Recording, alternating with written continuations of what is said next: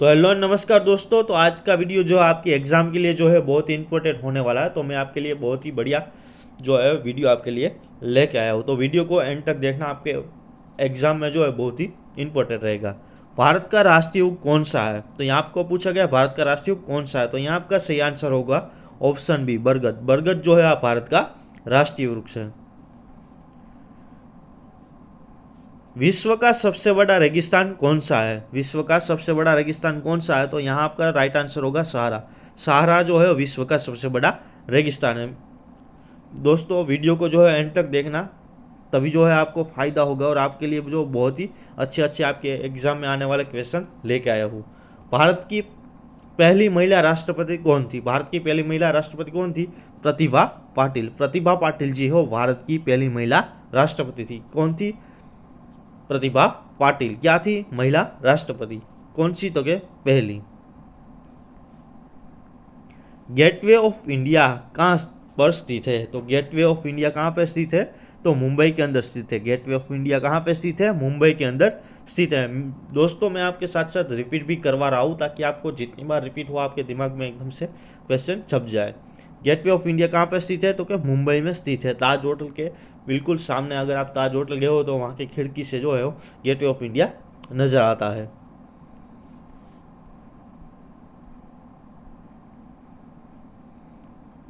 तो यहाँ पे आपका पांचवा क्वेश्चन है, विश्व का सबसे बड़ा द्वीप कौन सा है? तो यहाँ पे आपका राइट आंसर होगा ऑप्शन है ग्रीनलैंड। ग्रीनलैंड है वो विश्व का सबसे बड़ा द्वीप है। क्या है? ग्रीनलैंड। ग्रीनलैंड जो है वो विश्व का सबसे बड़ा द्वीप है। भारत का राष्ट्रीय जलीय जीव कौन है? भारत का राष्ट्रीय जलीय जीव कौन है? तो आप सबको पता होगा ये आंसर। तो इसका आंसर होगा डॉल्फिन। डॉल्फिन जो है भारत का राष्ट्रीय जलीय जीव है, जिसे 2009 से जो है भारत सरकार ने जो है राष्ट्रीय जल के जीव बनाया है।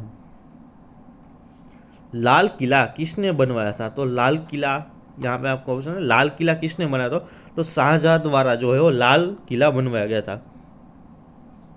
आपके दिमाग में बिल्कुल क्लियर आना चाहिए, लाल किला शाहजहां, सीधे दिमाग में यही आना चाहिए। जब भी आप लाल किला देखें आपके दिमाग में सीधा छप जाना चाहिए शाहजहां। लाल किला किसने बनवाया था? शाहजहां ने बनवाया था।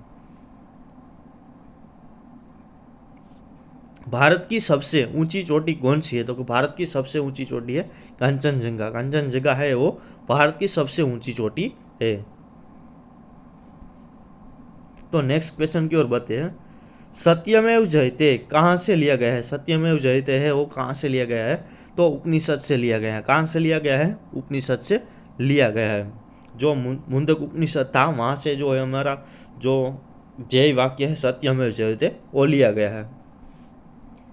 विश्व का सबसे तेज जानवर कौन सा है? तो ये आपके लिए एग्जाम ओरिएंटेड रहेगा और इसको कमेंट कर देना, इसका आंसर मैं नहीं देने वाला। भारत की पहली महिला आईएएस अधिकारी कौन थी? भारत की पहली महिला आईएएस अधिकारी कौन थी? तो अन्ना राजम मल्होत्रा। कौन थी? अन्ना राजम मल्होत्रा। अन्ना राजम मल्होत्रा कौन थी? भारत की प्रथम महिला आईएएस। क्या थी? आईएएस। और आपको अगर पूछा जाए आईपीएस तो आपका सही आंसर होगा किरण बेदी। ठीक है, याद रखिएगा इस चीज़ को, कंफ्यूजन नहीं होना चाहिए। आईएएस पूछे तो अन्ना राजम मल्होत्रा। क्या आना चाहिए? अन्ना राजम मल्होत्रा। आईएएस पूछे, अगर आईपीएस पूछे तो किरण बेदी आना चाहिए। ठीक है। भारतीय संविधान कब लागू हुआ? तो भारतीय संविधान है वो 26 जनवरी 1950 के रोज लागू हुआ। कब लागू हुआ? 26 जनवरी 1950 की साल में जो है वो भारतीय संविधान लागू हुआ।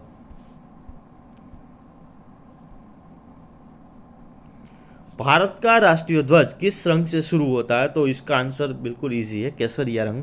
केसरिया रंग जो है वो भारत के ध्वज से में जो है वो शुरू होता है। केसरिया रंग से जो भारतीय ध्वज है वो शुरू होता है, जो शौर्य और बलिदान का प्रतीक है। इसरो का मुख्यालय कहाँ है? इसरो का मुख्यालय कहाँ है? तो इसरो का मुख्यालय जो है बेंगलुरु के अंदर स्थित है। कहाँ पे स्थित है इसरो का मुख्यालय? बेंगलुरु के अंदर स्थित है। बेंगलुरु में क्या है? तो इसरो का मुख्यालय है। क्लियर होनी चाहिए आपके दिमाग में।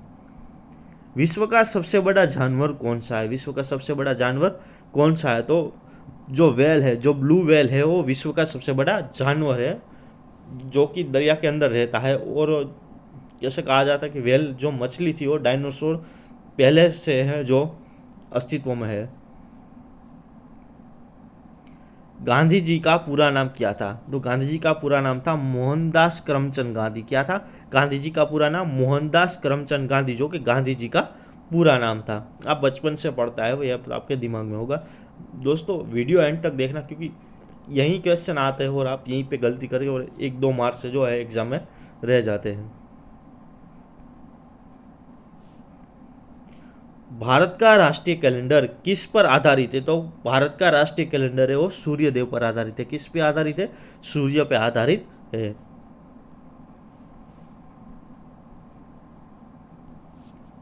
यूनो का पूरा नाम क्या है? यहाँ आपको पूछा गया है यूनो, यूएनओ, यूनो का पूरा नाम क्या है? तो यहाँ आपका सही आंसर होगा यूनाइटेड नेशन ऑर्गेनाइजेशन। क्या होगा? United Nation Organisation. United Nation Organisation, UNO का full form United Nation Organisation. ठीक है, अब आपके दिमाग में क्लियर छप गया होगा। यूनो का फुल फॉर्म क्या होता है? United Nation organisation.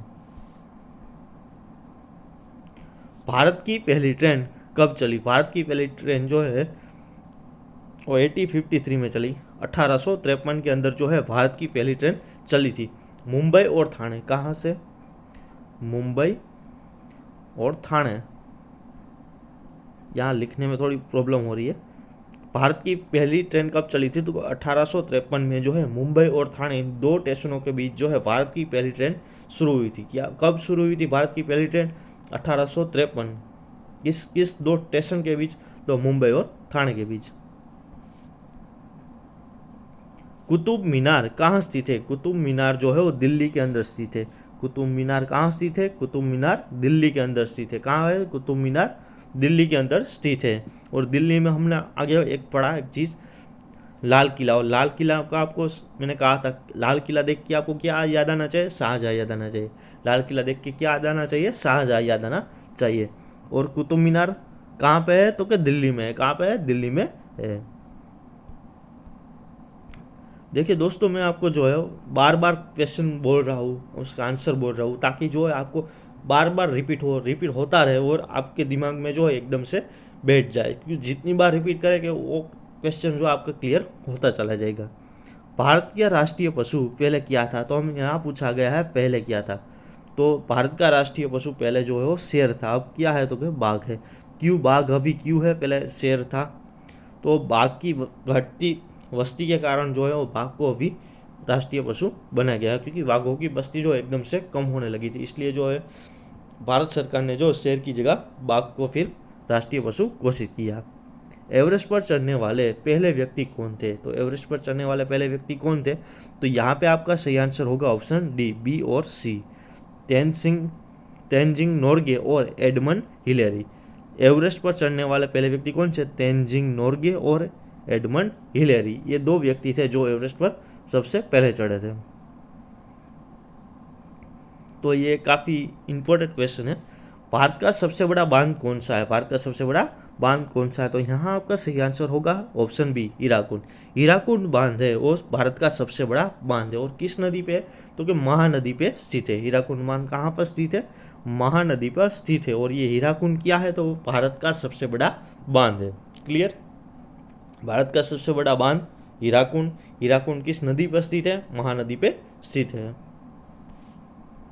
राष्ट्रीय गान को गाने में कितना समय लगता है? भारत का जो राष्ट्रीय गान है उस गाने को कितना समय लगता है? तो 52 सेकंड लगते हैं। कितने सेकंड लगते हैं? 52 सेकंड लगते हैं। और भारत का राष्ट्रीय गान क्या है? जनगण मन। जनगण मन भारत का राष्ट्रीय गान। और उनको राष्ट्रीय गान को गाने में कितना समय लगता है? 52 सेकंड लगते हैं। कितना समय लगता है? 52 सेकंड लगते हैं।